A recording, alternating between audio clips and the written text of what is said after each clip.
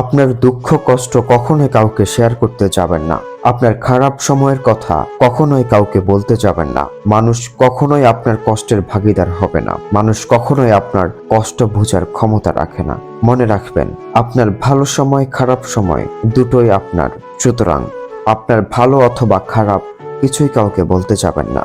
আপনার কষ্টের কথা শুনে মানুষ আনন্দ পাবে এবং আপনার ভালোর সময় মানুষ হিংসা করবে। মানুষ কখনোই আপনার জন্য ভালো কিছু কামনা করবে না।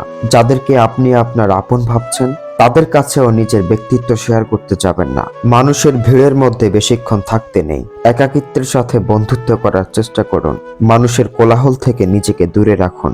যতই একাকী থাকবেন ততই মানুষের আঘাত এবং ষড়যন্ত্র থেকে নিজেকে রক্ষা করতে পারবেন। কারোর সাথে এতটাও ক্লোজ হওয়া যাবে না যে আপনার সব বিষয়ে সে অবগত থাকবে। আপনার ব্যক্তিগত ইনফরমেশন সোশ্যাল মিডিয়াতে আপলোড করবেন না।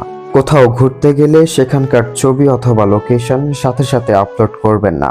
অপরিচিত কারোর সাথে কথা বলতে গেলে কুঁজো হয়ে না দাঁড়িয়ে সাবধানতার সহিত স্ট্রেট হয়ে তার চোখে চোখ রেখে কথা বলবেন।